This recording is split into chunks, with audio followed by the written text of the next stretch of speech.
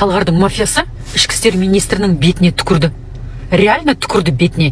Істейтінің бар ма, істеп ал деді ғой, көрдің бе? Алдымен баласын өлтірді, артынан үйін, полицейскейлер, деп жүрген кезде барып та үйін өртеп жіберді. Прям натурально, адамда қолдарынан не келеді, не істесең соны істеп ал, кесіп алсаң кесіп ал. Ішкі істер министрі, полицейлер деп тұр ғой, короче. Білдіңдер ма? Солай. Бұл министрдің, ішкі істер министрінің, одан қалды бүкіл ішкі істер МВД-ның бетіне түкірік. Ал енді сол түкірікті жуып шайып алыңдар. Банды жайлаған Қазақстандағы Талғар трагедиясының хроникасынан кейбір жаңалықтарды бөліскім келіп тұр. Шерзаттың әке-шешесінің үйін өртеп жіберді. Ал дәл сол кезде Талғарда Астанадан Республикалық ішкі істер министрлігінің замы келіп, бүкіл қаланы контрольда ұстап отырмыз, бұл қылмыс контрольда бізде тұр деп жариялау жасаған. Ең қызығы, сол кезде полицейлер не істеген? Полицейлер ана қамауда отырған кісі қылмыскерлердің үйлеріне қарауыл қойған. Ал жапа шегіп, көмек сұраған, бізге угроза болып жатыр деп. Жаңағы Шерзаттың әке-шешесіне қарауыл қойылмайды.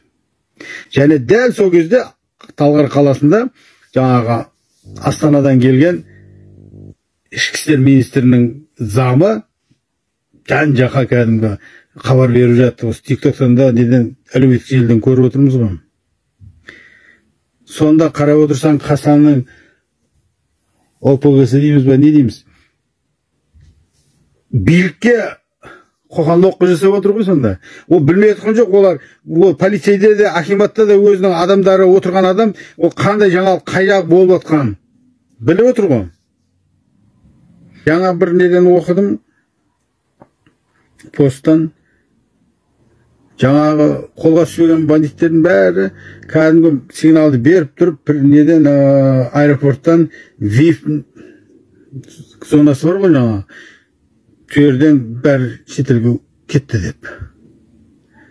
Енді бұл бүкіл министрлер, нелер жаңағыдай контрольға ұстап, ана қашып жүрген адамдардың бәрінің аты жөндері белгілі. Сонда солардың даныларын бәрі таможняға беріліп, кәдімгі жан-жақта контроль, перехват дегендер болу керек қой. Бірақ ана информация беріп отырған, ол жерде олар дейді ешқандай документте көрсетпейді, тікелей сол несімен барып арғыра шығып кетті деп беріп отыр. Бұл фактінде тексерілу керек. Яғни, бұл рас болатын болса, онда Талғардың жаңағы Талғардағы полицияң бар, прокурорың бар, бәрі сондай бір ненің бір проектінің ішінде жасап жатқан сияқты. Сол жағына қарай басымдылық кетіп барады, ағайын. Шерзаттың әкесінің үйіне Лаура бетон заводы ма бірден солар айтыпты. Толығымен бетонның фундаментін жұмыс құйып береміз, жұмысшылармен барып. Соның астына комментарий жазатын жерге жазып жатыр. Мен бүкіл пластик терезесін қойып берем деп. Сөйтсе қарапайым бір қазақ жігіт айтады. Менің беретін еш нәрсем жоқ, бірақ мен өз қолыммен барып, қасарға барып жұмыс істеймін.